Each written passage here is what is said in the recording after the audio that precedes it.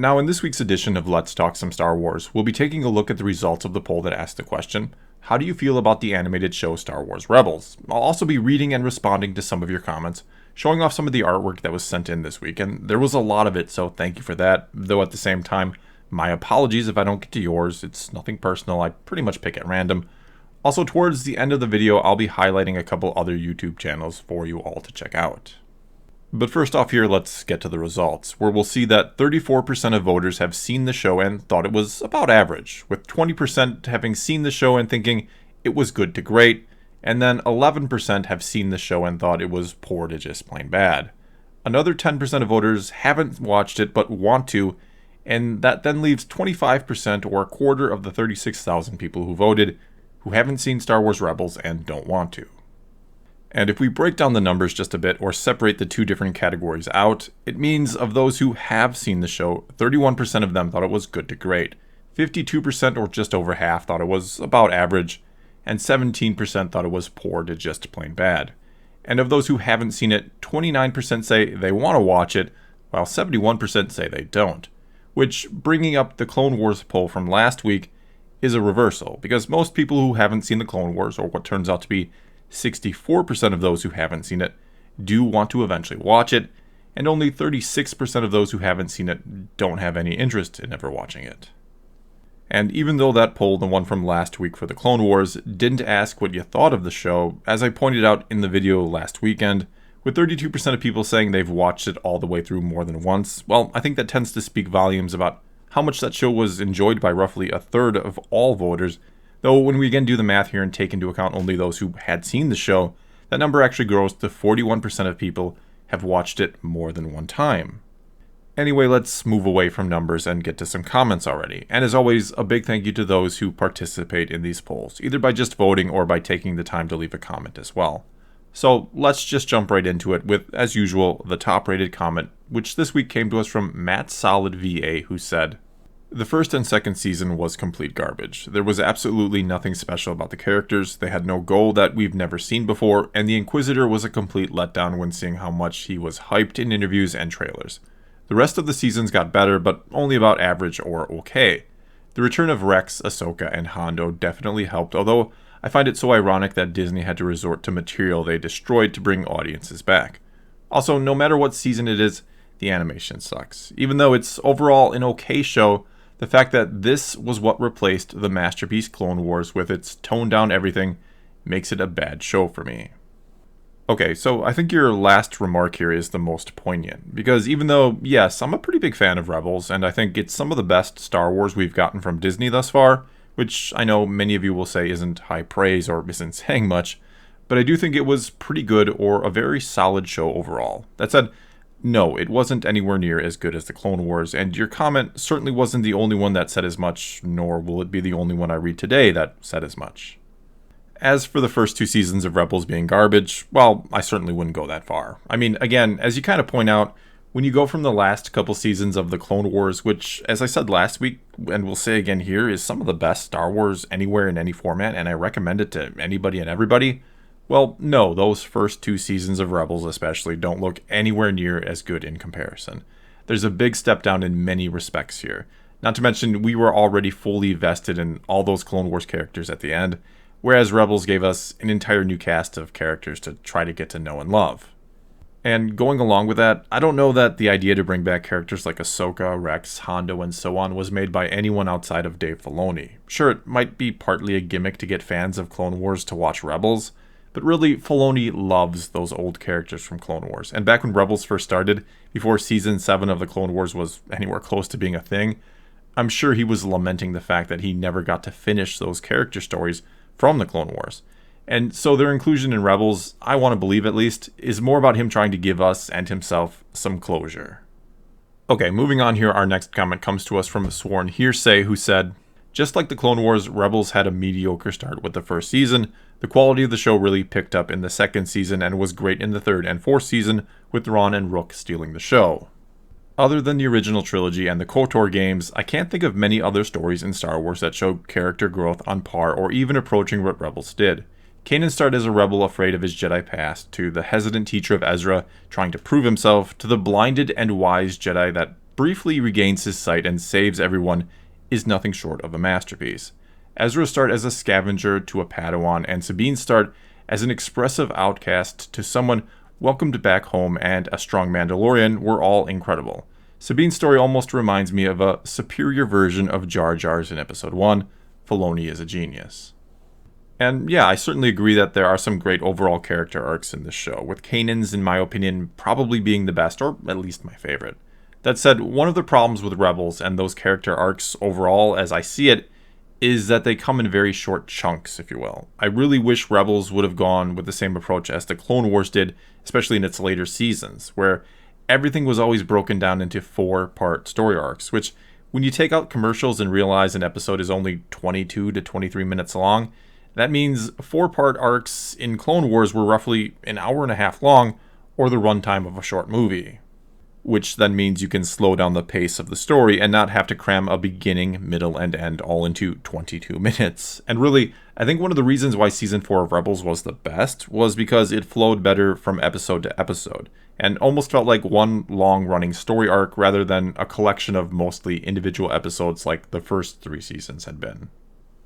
Alright, let's now move on to this comment from Sam G, who said, "I don't understand how the team that brought us the Clone Wars produced something so subpar like Rebels compared to the Clone Wars series.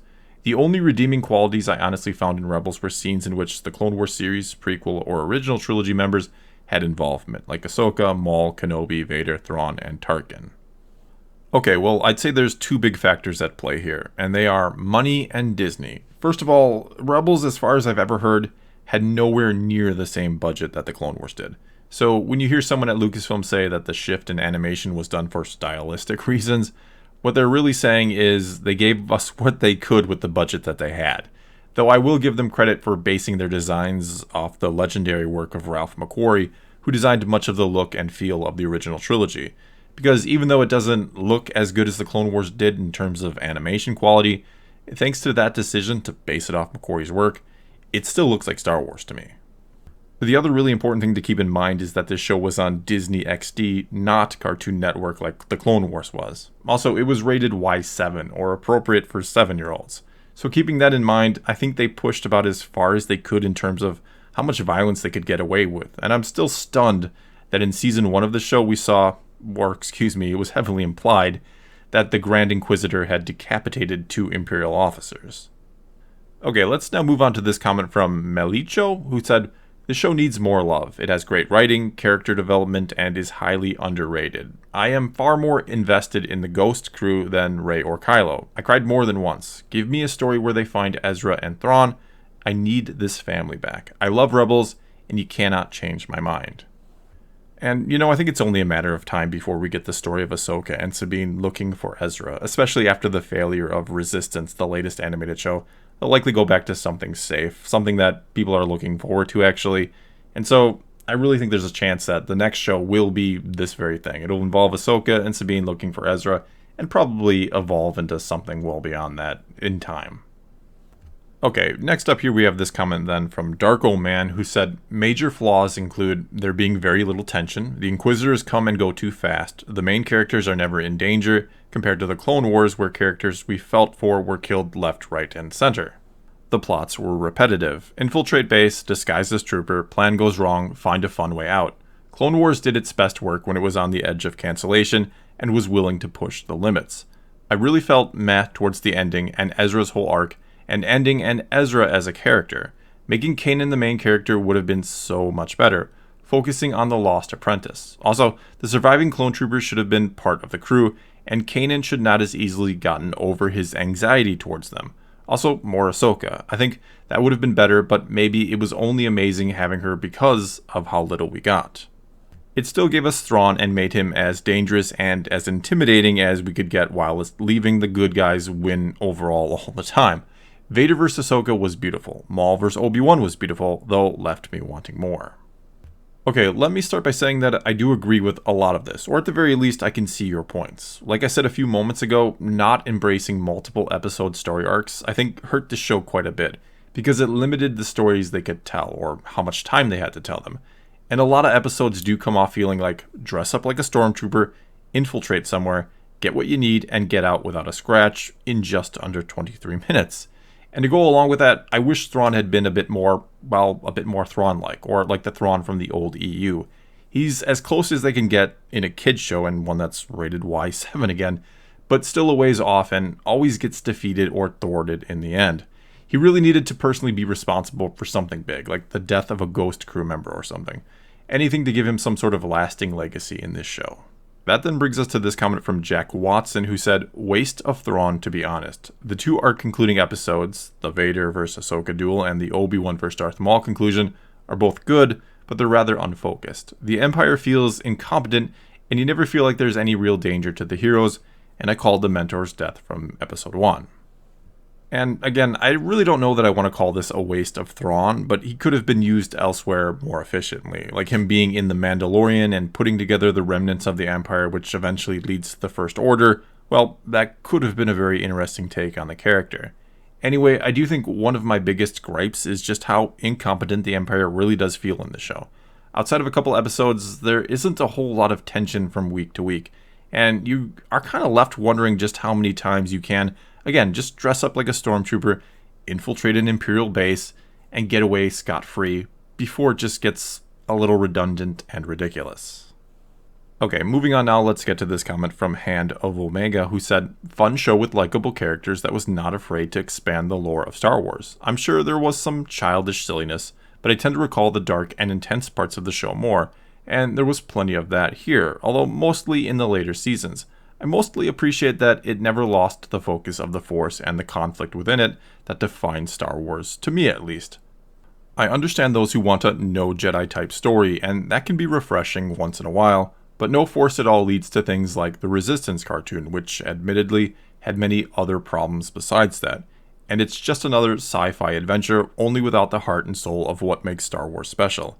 And Rebels really showed off that very well, even giving us another way for the Emperor to return and be evil beyond what we saw in the movies. Here's hoping Dave Filoni has more chances to work with the core of what Star Wars is and can become." Okay, then there's kind of the opposite take on that with this comment from Red Kaio, who said, "Rebels is cringeworthy and cheesy. All the cameos are pointless fan service, and then they do nothing for the rest of the show. Maul vs. Kenobi was beyond underwhelming, and then they broke the Force by adding time travel, portals, teleporting Force wolves, and hyperspace whales, all of which are silly and don't fit in the Star Wars universe." And this really ties into something I was talking about in a video the other day, that it's always hard to expand the lore of the Force, because for a lot of people it is the best or most interesting part of Star Wars, and they want to know more about it, but at the same time, the more you add, the less mysterious everything begins to feel, not to mention the more chance you have to do something that just feels, well, a bit off. And for me, I'm mostly okay with something like The World Between Worlds, where you can view past, present, and future events, mainly because, not to contradict myself, but you do have to expand at times. The Force can't forever be a vague energy field that it was described as in the original trilogy, or eventually, well, people are just going to get frustrated with that simple explanation. That said, though, you do have to be careful about how far you ever go with explanations, because you never want the Force fully explained or to really just start making it silly, and time travel is one of those things that can open the doorway to silliness, because I'm a firm believer it just doesn't belong in Star Wars, and there are many, many movies that are good time travel movies, but they still have big holes in them or do things that are ridiculous when you really stop and look at it, so it was one of those things I just wanted Star Wars to never tackle. So anyway, I'm fine with a place like The World Between Worlds existing in theory, where you can just witness other events in time and space, but once you can change things and some form of time travel is introduced, you really start to lose me. And I really, really hope it's the first and last time we ever see anything like it in Star Wars. Okay, let's get to just a couple more comments here, starting with this one from Christian Meier, who said, "I am 42 and passing Star Wars down to my little kids. We are watching this together. They want to be Ezra." Then there's this comment from Michael Matazo, who said, "My family watched it together every week as the episodes came out. It wasn't official, this wasn't a family movie night or anything. This was just me and my dad watching a great series, and the rest of the family slowly trickling in and getting sucked in themselves.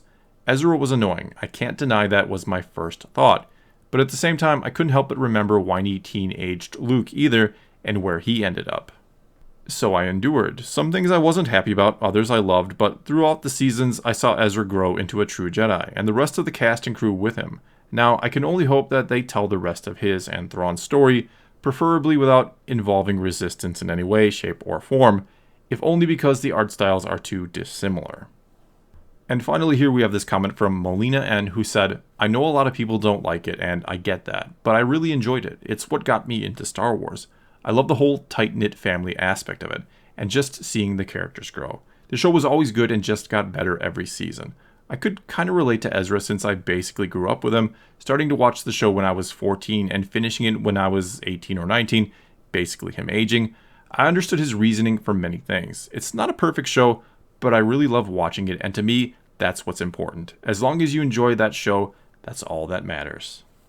Okay, so here's the thing about Rebels, and I'll make this brief because this video is running long. Anyway, it never tried to be the Clone Wars. Yes, it used some of the same characters, and in some ways it's a continuation of it, you could say, but I think there was a vastly different intent here. And do keep in mind, this was the very first major piece of Star Wars content released by Disney or under the Disney banner. And so this was a show very much designed for families to be able to sit down and watch together, which maybe the Clone Wars started out as, but quickly changed or adapted with its audience or as its audience grew or changed. Anyway, as for a family-friendly show, I think Rebels works very well. I think it always did a good job of skirting that fine line between being too immature for adults and too intense for children, and my gut tells me, and there were several comments similar to these last couple that I read, that it did a good job of getting younger people into the franchise. That said though, I hope Disney and Lucasfilm understand that there's a large portion of their fan base that want good, high-budget, animated shows more geared towards adults.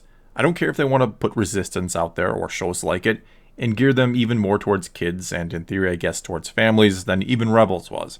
But do understand that the Clone Wars set a very high bar for what could be done with Star Wars animation, and it generated or re-engaged a lot of fans who were either disillusioned by the prequels, or just wanted more after them. In other words, don't let Season 7 of the Clone Wars be the end of this type of Star Wars animation, but at the same time, don't be shy about giving us shows like Rebels too, shows truly designed for the whole family. Okay, and before I let you all go, assuming you're still here, let me quickly recommend 2 other YouTube channels to you. And once again this week, I got a ton of submissions, unlike last week where I got like none. So if I don't highlight yours, feel free to send it again and maybe it'll be a light week and I'll get to yours next time. Anyway, the first channel is The Randy Andy Show, and in the description below will be a link to his video discussing why Anakin is the key to Episode 9. And the other channel is Where's My Hollywood, and you can probably guess what his content centers around, asking what's happened to Hollywood lately and the lack of creativity in new movies. And again, a link to that channel will be found in the description below.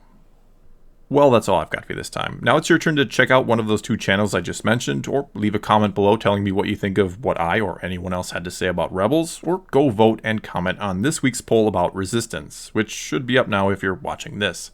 Either way, let's talk some Star Wars. And until next time, thanks for watching.